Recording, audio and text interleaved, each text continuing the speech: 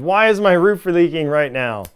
Look, the whole idea of when a roof could leak is an interesting topic, and this video is going to walk you through, based on when it's leaking, some things to maybe expect when that roofing contractor comes out there and gives you an opinion on that leak.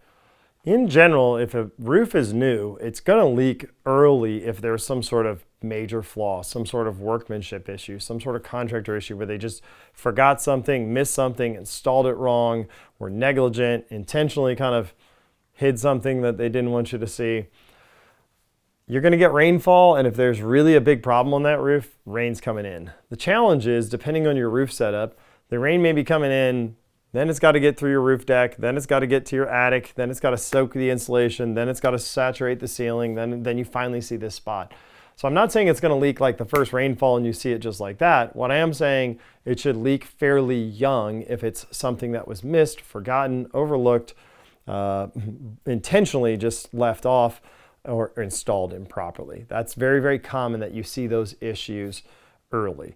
Past that, I would expect your roof to see a nice lifespan before you start to see an issue with it.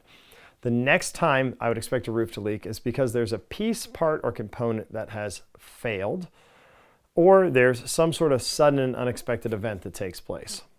The piece, part, or component that would fail, I'll give you a great example. There's some features on your roof, like around the pipes, that are only designed to last 15, 20 years, and in very, very warm climates where they get hot and then warm up in the summer, okay, that can really dry rot or mess up some components.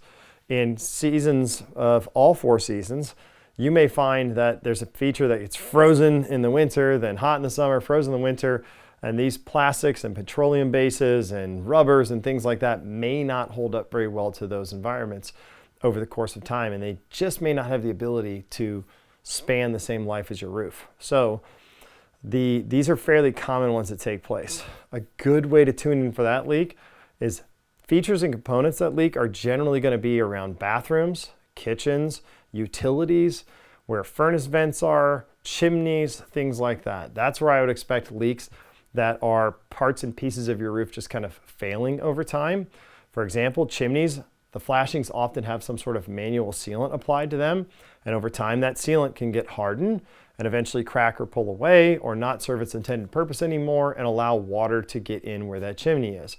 So anytime you see a leak on your ceiling, it's important to evaluate where is it, because if it's kitchens, baths, around vents, around features, around pipes, chimneys, or components, there's a really good chance that some sort of feature or component on your roof is failing, and that's generally what I would expect to see later in the course of the roof. And then that roofing contractor comes out, inspects it to give you an opinion. I would expect that they're going to show you something like that. Then there's the sudden and unexpected. You had a tree branch fall and hit your roof, didn't know it cut through. Maybe it fell in the middle of the night and it didn't wake you up. You had high winds rip off shingles and water's getting behind it. You had hail that was actually big enough to crack through the shingles and water's getting behind it. And by the way, that has to be some pretty good sized hail to actually crack through the shingles. I've seen a variety from inch to 4-inch hail and how it affects a shingle. It varies greatly, so I wouldn't expect the small stuff to go through. I also have seen 2-inch hail hit a valley perfectly and it cracked right through the valley, and that's where all the water's running in, and water just came pouring into that person's home. So there are anomalies when it comes to that, but more of the sudden and unexpected things, that's where I would expect a contractor or consultant who's evaluating that to provide you good photos and information showcasing these issues and why that leak is directly related to this. And here's another big hint when it comes to evaluating a leak. Be prepared that that roofing contractor or consultant or whoever's performing that inspection likely needs to get in your home and also likely needs to get in your attic. I think the most comprehensive leak assessment includes being able to assess what's going on up top, how far it's traveling in the attic, and where it's landing in the house. There are some caveats to that. If it's as simple as a plumbing exhaust pipe boot that has a dry rot component that we can clearly see is leaking, I may not need to get in the attic for that one. The average roofing contractor may not care to get in the attic for that one. But in general, when you're dealing with leaks, most people evaluating that want to get in the home, see where it is, may want to get in the attic, and are going to want to get on the actual roof assembly itself to evaluate it. No matter what, please make sure that you're getting good photos and information and really have them evaluate the cost between repairs versus replacement. And if they're telling you it's not repairable, make sure you understand why. There's a separate video that talks about repair versus replace, and kind of the estimating process of repair versus replace. But make sure you understand why. They've given you detailed information. This is what a repair is, and this is what replacement is. Or repair isn't an option because of these factors, so we can only offer you a replacement bid. So ask questions, right?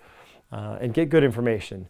Homeowners, I discourage you getting on your roof and climbing up there. It's just not safe. That's why highly skilled individuals who are comfortable with that, willing to take that risk, go do that day in and day out. But make sure you tell them very specifically the information you want.